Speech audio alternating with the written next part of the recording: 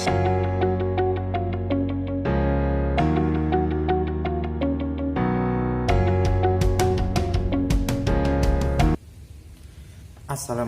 warahmatullahi wabarakatuh. Kita ketemu lagi di daring yang kedua atau pembelajaran online yang kedua ya saudara-saudara ya. Mari saya doakan semoga kalian dalam kondisi sehat walafiat di tengah wabah virus yang melanda dunia ya. Mudah-mudahan dapat segera selesai. Oke, pada pembelajaran online kali ini kita akan membahas mengenai integral. Apa itu integral? Secara matematis, integral itu didefinisikan sebagai bentuk operasi matematika yang menjadi kebalikan atau inverse. Ingat sama inverse? Nah, ini pelajaran kelas berapa ya dulu ya? Sudah kelas 10, kelas 10. Integral adalah inverse dari turunan atau diferensial yang sudah kita pelajari kemarin ya. Integral itu adalah inverse dari turunan atau kebalikan dari turunan. Dan integral juga didefinisikan sebagai limit dari jumlah atau suatu luas daerah tertentu. Nah, jadi integral itu pengertiannya yang pertama adalah inverse dari turunan. Ini yang pertama. Yang kedua adalah limit. Limit dari jumlah atau suatu luas daerah tertentu.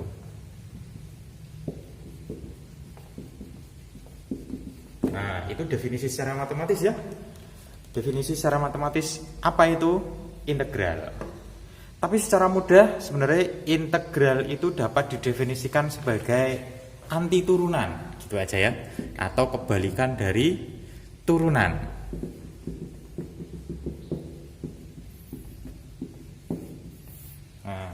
Itu jika didefinisikan dengan mudah. Jadi integral itu sebenarnya definisinya ada dua. Yang pertama adalah kebalikan dari turunan atau diferensial, atau bahasa matematisnya adalah inverse dari turunan. Kemudian definisi yang kedua adalah limit dari jumlah atau suatu luas daerah tertentu. Tapi secara sederhana dapat diartikan bahwa integral itu adalah anti turunan atau kebalikan dari turunan. Oke, dari kedua definisi tadi, maka integral itu ada dua macamnya. Yang pertama adalah integral tak tentu. Kemudian yang kedua adalah integral tertentu atau integral tentu. Gitu ya. Nah, integral tak tentu itu lebih merujuk kepada definisi yang pertama tadi, yaitu inverse dari turunan. Ini definisi yang pertama tadi ya, lebih merujuk kepada inverse atau kebalikan dari sebuah turunan. Sedangkan integral tertentu atau tak tentu ini lebih merujuk pada definisi yang kedua, yaitu luas suatu daerah, atau nanti bisa diperluas menjadi sebuah volume dari sebuah bangun ruang gitu ya. Ini merujuk ke definisi yang kedua. Oke? Di pembelajaran online yang pertama kita akan membahas mengenai integral tak tentu terlebih dahulu. Oke ya, ini merujuk kepada pengertian yang pertama, yaitu tentang kebalikan dari atau inverse dari sebuah turunan. Oke, kita masuk ke yang pertama, yaitu integral tak tentu. Nah, sebagai contoh, misalkan saya punya fx itu jika diturunkan atau didiferensialkan itu kan menjadi f aksen x. Oke ya, dimana f aksen x itu adalah turunan dari fx, betul ya, sesuai pembelajaran kita yang kemarin. Nah, yang namanya integral, jika f aksen x diintegralkan itu akan menghasilkan fx plus c, dengan c itu adalah konstanta. Nah, kenapa jadi ada c-nya? Nah, lihat contoh berikut. Oke, lihat contoh berikut saudara-saudara. Jika ini ada fungsi di sebelah kiri dan sebelah kanan, nanti saya akan meletakkan turunan dari fungsi yang di sebelah kirinya. Oke, ini untuk mempermudah kenapa kok jadi ada konstantanya tadi. Jika saya punya fungsi x kuadrat min 1 atau x kuadrat dikurangi 1, maka turunan dari fungsi x kuadrat min 1 itu siapa? Kan kemarin sudah kita belajar ya, turunan dari ini adalah 2x saja. Karena jika negatif 1 diturunkan, itu hasilnya adalah 0. Betul ya? Jadi turunan dari x kuadrat min 1 cuma 2x saja. Kalau turunan dari x kuadrat plus 2, turunannya juga cuma 2x saja. Betul kan? Padahal dari fungsi yang berbeda, tapi kita dapat turunan ya sama. Bagaimana jika x kuadrat dikurangi 10, maka turunannya juga 2x juga. Bagaimana dengan x kuadrat plus 3, maka turunannya juga 2x saja. Perhatikan dari contoh yang saya berikan, dari fungsi yang berbeda itu menghasilkan nilai turunan atau nilai diferensial yang sama. Padahal tadi kita bahas mengenai integral. Integral itu adalah anti turunan. Jadi sebuah turunan jika diintegralkan itu harus menghasilkan fungsi yang tadinya gitu ya, yang aslinya gitu, mudahnya ya. Nah, sedangkan jika 2x kita integralkan, apakah dia akan menjadi ini, apakah menjadi ini, apakah menjadi ini, apakah menjadi ini? Padahal turunannya mereka sama. Nah, gitu ya. Maka kenapa muncul ada konstanta di situ bahwa c itu tidak kita ketahui c-nya berapa, gitu loh. Itu maksud dari kenapa sebuah pengintegralan tidak tentu itu selalu ada konstantanya. Nah, lalu bagaimana kita mengintegralkan? Oke, kita bahas sekarang. Oke. Saya ulang sedikit. Jika kita akan menurunkan sebuah fungsi 3x kuadrat, kemarin langkah kita menurunkan seperti apa? Jika kita akan menurunkan 3x kuadrat, maka cara yang paling sederhana adalah 3 dari konstantanya ini ya, dikalikan dengan 2, jadi 2-nya turun, dikali x tetap x, dan ini pangkatnya jadi dikurangi 1. Betul ya? Kemarin ya, jika kita menurunkan 3x kuadrat, maka nilainya turunan dari 3x kuadrat itu akan menjadi 6x pangkat 1. Gitu ya? Ini turunan dari 3x kuadrat. Nah, cara itu akan kita gunakan untuk mengintegralkan atau anti turunan. Jika turunan itu pangkatnya turun 1, maka jika dia pangkatnya juga akan naik 1. Nah, ini lambang integral, berarti kita disuruh mengintegralkan 6x dx, berarti 6x terhadap variabel x yang akan diintegralkan. Lalu bagaimana caranya? Oke, integral dari 6x dx. Oke, caranya adalah 6. Nah, lihat, ini x-nya pangkatnya pangkat 1 ya, saudara-saudara ya. Nah, 6 per siapa? Per 1 dari pangkatnya x. Jadi kalau ada pangkatnya 2 ya 2 gitu ya. Nanti akan ada contoh lain. Berarti 1 plus 1 dari mana? Kalau menurunkan dikurangi 1, maka diintegralkan harus plus 1 ya, dikali x pangkat 1 plus 1, karena pangkatnya akan dijumlah dengan 1. Perhatikan, ini dan ini harus sama. Nah, gitu ya. Jadi nilai dari integral 6x dx adalah 6 per 2 dikali x pangkat 2 plus c. Nah, sorry nggak kelihatan ya? Plus c. Nah, gitu ya. Jadi nilainya adalah 6 bagi 2, 3x pangkat 2 plus c. Jadi integral dari 6x dx adalah 3x kuadrat plus c. Pak, di sini kan nggak ada c-nya. Nah, kok ini ada c-nya? Makanya di setiap integral tak tentu itu akan ada konstanta yang tidak kita ketahui. Di mana ini sebelum diturunkan konstantanya sebenarnya 0, karena kita nggak tahu ini 0, maka kita tulis saja plus c. Oke, kita lanjut. Jadi contoh integral dari 6x dx hasilnya adalah 3x kuadrat plus c. Seperti itu ya. Kita lanjut di contoh yang kedua. Oke, kita lanjut di contoh yang kedua. Integral dari 2x pangkat 4 dx. Kita ingat tadi caranya. Berarti integral dari 2x pangkat 4 dx artinya 2 per. Nah, per siapa? Pangkatnya di sini siapa? 4. Selalu ditambah 1. Kalau diturunkan kan selalu dikurangi 1. Jadi kalau diintegralkan dia naik, selalu ditambah 1 dikalikan X pangkat 4 plus 1. Perhatikan, ini dan ini harus sama ya. Nah, plus C. Jadi hasil dari integral dari 2x pangkat 4 dx adalah 2 per 5 pangkat 2 per 5 x dikali x pangkat 5 plus C. Nah, jadi hasil dari pengintegralan 2x pangkat 4 dx adalah 2 per 5 x pangkat 5 plus C. Nah, cara membuktikan udah benar belum sih kita dalam mengintegralkan? Ya tinggal kita turunkan saja. Ini turunannya harus ini lagi. Coba kita turunkan. Berarti kan 2 per 5 gitu kan? Dikali ininya turun ya. 5 dikali x pangkat 5 dikurangi 1 kan gitu ya. Menjadi siapa itu? 2 per 5 bisa kita coret. Jadi 2 dikali x pangkat 4. Nah, ini kan sudah sama dengan fungsi aslinya. Jadi kita betul dalam mengintegralkan. Itu contoh yang kedua. Perhatikan lagi contoh yang ketiga setelah ini. Oke, contoh yang ketiga. Integral dari 16x pangkat 3 dx. Yuk, berapa integralnya? Langkah pertama, kita tulis 16-nya per, nah ini 3 ya. 3 plus 1 dikalikan x pangkat 3 plus 1. Nah, plus C.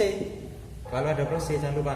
Berarti menjadi 16 per 4 dikali x pangkat 4 plus C. Jadi hasil integralnya adalah 16 dibagi 4, 4 ya.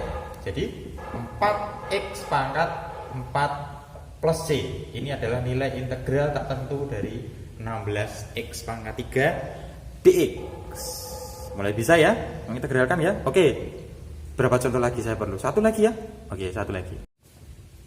Oke, contoh yang berikutnya ada integral 2 per akar x dx. Nah, ini perhatikan step by step.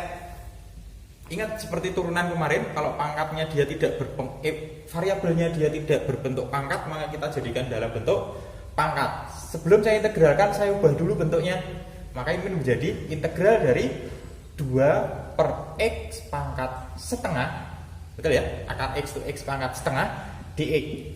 Nah, itu akan lebih mudah lagi jika diubah menjadi integral dari 2 dikali x pangkat, ini x pangkat setengah di bawah, pindah ke atas menjadi x pangkat negatif setengah dx. Betul ya? Oke, baru kita integralkan. Yo, sama caranya, berarti 2 per, nah per siapa ini? Min setengah ditambah 1. Betul ya?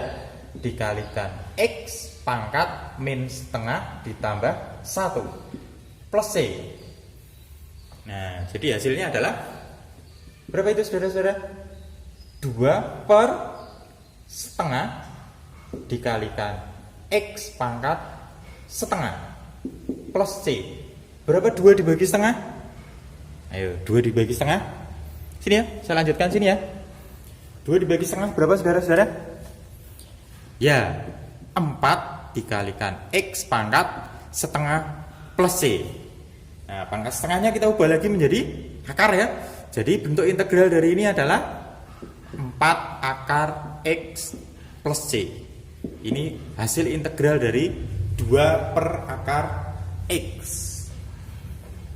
Direnungkan, dipahami dengan baik. Oke, untuk contohnya cukup sekian dulu. Kita masuk ke, nanti akan ada contoh lagi ya. Sifat integral tak tentu. Kita masih di integral tak tentu ya, belum ke integral tentu. Sifat yang pertama, jika ada sebuah konstanta dikalikan fx kemudian diintegralkan terhadap dx, maka nilainya akan sama saja dengan k-nya dibuat keluar ya. K dikalikan integral dari fx dx saja. Nah, dengan k itu siapa sih? K itu konstanta. Oke, contohnya jika saya punya integral dari 2x dx, ingat 2 ini sebuah konstanta, maka 2-nya bisa dikeluarkan dari integral menjadi 2 dikalikan integral x saja terhadap dx. Kita buktikan apakah nilainya akan sama saja. Oke, integral dari 2x dx berarti berapa nilainya? 2 per, ini pangkat 1 ya, 1 plus 1, x pangkat 1 plus 1 plus c.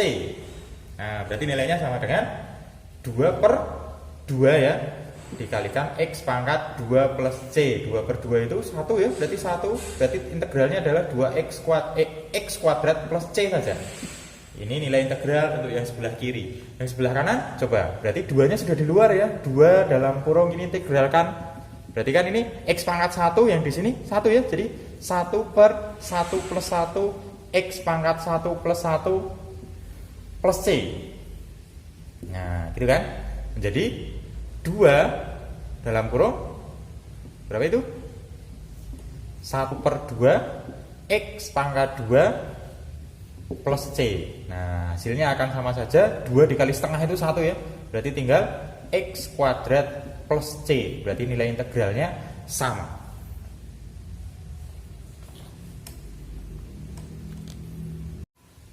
Oke, kita ke sifat yang kedua. Sifat yang kedua ya. Jika ada integral dari fx plus atau min ditambah atau dikurang ya, ini bukan kurang lebih ya, ditambah atau dikurang.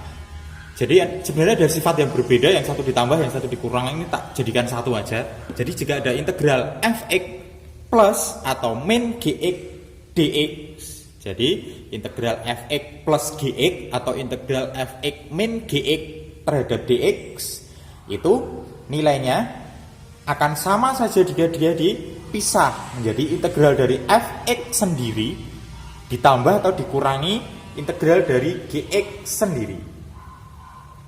Contohnya, jika ada integral dari 3x kuadrat plus 2x dx, nah ini terdiri dari 2 ya. Nah, ini kita bisa pecah-pecah menjadi integral 3x kuadrat sendiri ditambah dengan integral dari 2x dx. Nah, jadi kita bisa pecah-pecah, misalnya ada bentuk integral dari beberapa suku. Jadi kalau misalnya ini min, maka sini juga min. Gitu ya. Ingat, ini cuma berlaku untuk plus dan min dan tidak berlaku untuk perkalian dan pembagian. Jadi kalau ini plus, ini juga ikut plus, kalau ini min, ini juga ikut min. Itu sifat integral yang kedua. Gak usah tak lanjutkan ya, lanjutkan sendiri, gampang itu. Oke, kita ke contoh soal ya. Kita punya integral dari 3x kuadrat plus 2x dikurangi 4 dx. Seperti sifat yang kedua tadi, kalau ini plus dan min, kita bisa integralkan sendiri-sendiri. Jadi ini diintegralkan sendiri, ini diintegralkan sendiri, dan ini diintegralkan sendiri.